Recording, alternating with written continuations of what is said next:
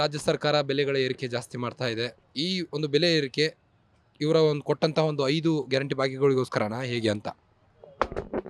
ಅವರು ಕೊಟ್ಟಿದ್ದಾರೆ ಸರ್. ಇವಾಗ ಎಲೆಕ್ಷನ್ ಆದಮೇಲೆ ಅದು ಗೃಹಲಕ್ಷ್ಮಿ ಯೋಜನೆ ಬರ್ತಾ ಇಲ್ಲ. ಆಮೇಲೆ ಇದಕ್ಕಿದ್ದಂಗೆ ಹಾಲಿನ ರೇಟ್ ಜಾಸ್ತಿ ಮಾಡ್ತಾರೆ, ದಿನಸಿ ಸಾಮಾನುಗಳೆಲ್ಲ ರೇಟ್ ಜಾಸ್ತಿ ಮಾಡ್ತಾರೆ. ಸುಮ್ಮನೆ ಆಸೆ ಹುಟ್ಟಿಸ್ತಾರೆ. ಕರೆಂಟ್ ಬಿಲ್ ಕಡಿಮೆ ಅಂತಾರೆ, ಯೂನಿಟ್ ಮೇಲೆ ಜಾಸ್ತಿ ಮಾಡಿದರು. ಈಗ ಫ್ರೀ ಇರೋದಕ್ಕಿಂತ ಜಾಸ್ತಿ ಬರ್ತಾ ಇದೆ ಮನೇಲಿ ಬಿಲ್ಲು. ಈಗ ಗೃಹಲಕ್ಷ್ಮಿ ಯೋಜನೆ ಸಿಕ್ಕಿದೆ ಮೇಡಮ್ ನಿಮಗೆ? ಸರ್ ಸಿಕ್ಕಿತ್ತು ಇಷ್ಟು ದಿವಸ, ಈಗ ಒಂದು 3 ಮಂತ್ಸಿಂದ ಬರ್ತಾ ಇಲ್ಲ.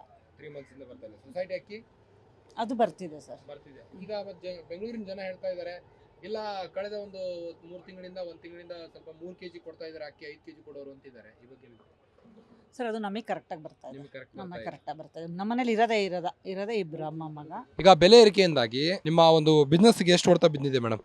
ದುಡಿಯೋದಕ್ಕಿಂತ ಖರ್ಚು ಜಾಸ್ತಿ ಅನ್ನೋದಾಗಿದೆ ಸರ್. ಬದುಕೋದು ಹೆಂಗಪ್ಪ ಈ ಥರ ಖರ್ಚು, ಯಾಕಂದರೆ ದುಡಿಮೆ ಕಡಿಮೆ. ಇವಾಗ ಇಲ್ಲಿ ಸಿಗರೇಟ್ಗಳು ಮಾರ್ತೀವಿ ಅಂತ ಪೊಲೀಸ್ಗೆ ಸ್ಟೂಡೆಂಟ್ ಹಾಳಾಗ್ತಾರಂತ ಅವರು ಇದು ಮಾಡ್ತಾರೆ. ಕಷ್ಟ ಇದೆ ಸರ್ ಬಡವ್ರ ಜೀವನ ಎಲ್ಲ. ಇದ್ದಂಥವ್ರದ್ದು ಹೆಂಗೋ ನಡೆದೋಗುತ್ತೆ. ನಮ್ಮಂಥ ಮಿಡ್ಲ್ ಕ್ಲಾಸ್ ಫ್ಯಾಮಿಲಿಗೆ ತುಂಬ ಕಷ್ಟ ಇದೆ. ಬಸ್ಸಲ್ಲಿ ಫ್ರೀ ಓಡಾಡ್ತಾ ಇದೆ ಮೇಡಮ್? ಇಲ್ಲ ಸರ್, ಬಸ್ಸಲ್ಲಿ ಓಡಾಡಲ್ಲ.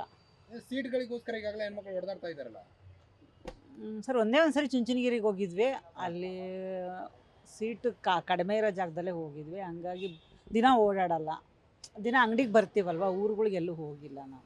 ಈ ಒಂದು 2-3 ರೂಪಾಯಿ ಹೆಚ್ಚಿಗೆಯಿಂದ ಜನಕ್ಕೇನು ಹೊರೆ ಬೀಳೋದಿಲ್ಲ ಅಂತಿದ್ದಾರೆ. ಈ ಬಗ್ಗೆ ಏನಂತೀರಿ?